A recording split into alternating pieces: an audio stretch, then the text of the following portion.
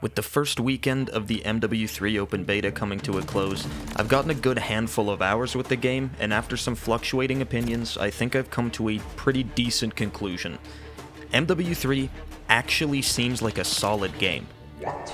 Yeah, dude, I know. And this is coming from somebody who hasn't even been good at COD in like 4 years. I used to be a massive COD fanboy. I stood by this franchise and defended it with my life, man.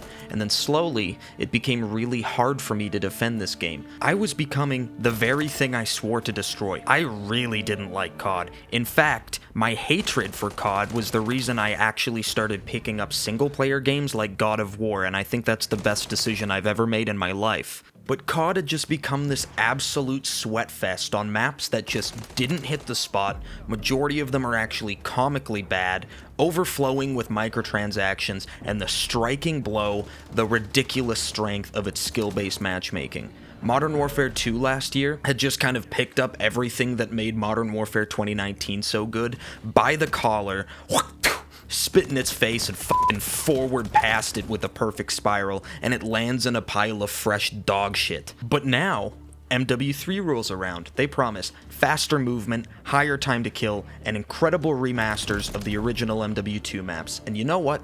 They actually delivered it. Now, sweats aside, the game itself is actually very solid. The movement is nearly perfect for what it's trying to be. It has good balance. It's fast, but it's not so fast that movement sweats aren't the sole dominators of every match. You can slide cancel again, and it does give you a generous boost of speed, but you can't jump out of the slide. Instead, there's like a little getting up animation, because, you know, you're like sliding.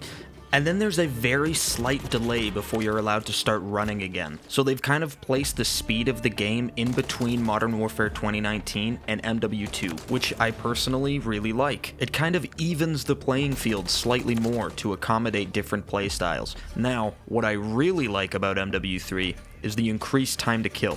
I may be in the minority because I've seen a lot of people complain about this, but I really haven't liked the past few COD games because it's sitting on a very, very thin line crossing into a whoever shoots first wins type of game. Unless you're on a keyboard and mouse and actively produce 8 gallons of sweat every match you play, there's a solid chance you won't be able to make any life-saving moves when you're getting shot from anywhere other than your direct line of sight. MW3 changes this. It's not quite Black Ops 4 slow, but it actually feels like a mix of the original MW3 and Black Ops 2. If my memory serves me correctly, and please correct me if I'm wrong, MW3 and BO2's time to kill was quite fast, but it sat in this small gray area where even the lack of movement in those games, there were still many ways to escape gunfire. And I think the new MW3 found this sweet spot again. I actually think I said get turned on bitch for the first time in like 8 years. It feels good. I'm also loving the resurrection of drop shot supremacy. I've seen very little b-hopping into gunfights and corners. Instead, nearly 90% of gunfights I've been in are both of us trying to drop shot each other, because you can do that again. There's no stupid animation when you prone ADS, you just drop shot. And that's always how I remember the good old days of COD.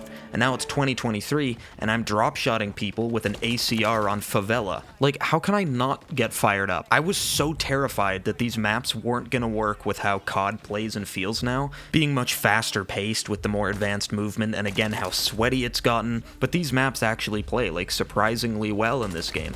Especially Skid Row, that's a big standout for me. It feels just how I remember it. In fact, all of them do. Jumping between rooftops on Favela feels excellent. Rust is still chaos, and I love it. Estate is pretty much exactly the same as it was. I've never really loved that map, but it's still a ton of fun to play here. Was remastering all 16 MW2 maps and even making a full-priced COD game this year a cash grab? Absolutely. But was remastering all 16 MW2 maps uninspired and lazy? I actually don't think so. I mean, we've been completely shitting on COD maps for the past God knows how many years. They can't win. Some of them have even been decent, but I think a lot of us refuse to see any good qualities about a map because it'll never hit the same as the old ones. COD devs just cannot win anymore, no matter what. So why not bring back all of these iconic maps from what is apparently everybody's favorite COD game?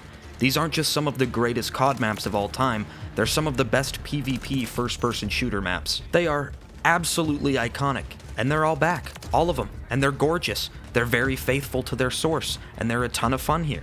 Of course, my optimism regarding this game could and most likely will change by full release when skill-based matchmaking really sets in, but right now, in its beta stage, MW3 honestly, wholeheartedly, feels like a step in the right direction. And to be honest, that direction is backwards. Map voting's back, minimap is back, amazing maps are back, not getting two-shotted is back. I think my biggest gripe, though, is that it cost me $100. That's pretty stinky. But you know what? Whatever. I'm having fun with the game so far, and I can't wait to wear a diaper so I can play the entire campaign with no bathroom breaks. I'm kidding. I'm just gonna fully piss my pants. Anyway, do I think the game is worth $100? Depends. It is something we should have gotten last year, and it sucks that in order to maybe enjoy COD again, you gotta drop the bag. But if you're a big COD fan or you've skipped the last few because of how badly received they've been, I'd honestly recommend picking this game up or waiting for a sale.